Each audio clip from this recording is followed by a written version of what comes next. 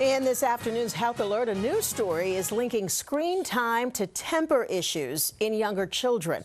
Findings were published in the JAMA Journal of Pediatrics. The study focused on 315 children. It found that kids who used tablets at 3.5 years old were more likely to show anger and frustration through outbursts just a year later. Authors note that the average child in this study spent about 55 minutes a day in front of a screen. They peaked at about 7 hours a week after they turned 5. Researchers suggest that parents may be managing their children's emotional outburst with screen time, which could cause them to lose interest in activities and cause attention issues. And ABC News medical correspondent Dr. Darian Sutton is here now to tell us more about the study.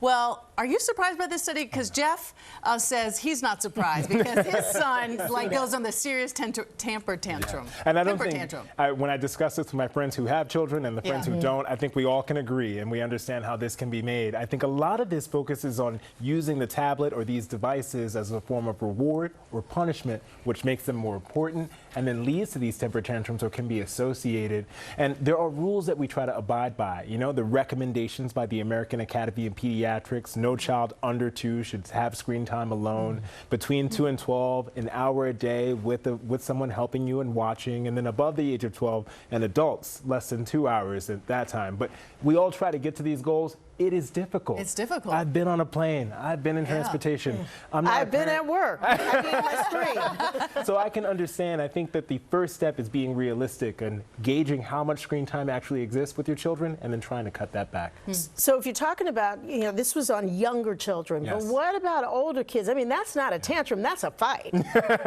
That is very true. The study didn't focus on older children, but we can look to outside studies to understand that screen time affects our social dynamics, our relationships, and also how we handle stress, how we look at time in general. And I think it's understanding how to have not only a relationship that is good with screens, because it's inevitable. It's a part of our life, and as children get older, it will become more and more of a part of their life. I think it's understanding how to create that healthy relationship so that children can know that dynamic. And this isn't also about changing the habits for children. It's about changing the habits of adults. To not just go ahead and give it, the tablet to them because it's an electric drug. We have to do as we say, right? And so a lot of the times children are copying our behaviors. There's a reason why young babies can pick up a phone and start dialing it before they can speak. It's because they're looking at their parents and they're simulating that behavior. So I think the first step is trying to practice what you preach. As adults, we have to make sure we put those phones away, creating screen-free zones in our home, charging our phones away from our bedroom so that we can teach children about sleep etiquette, and then making sure, again, that they have that healthy relationship with screens and technology. Well, why did it work when my mother just said no? That's what,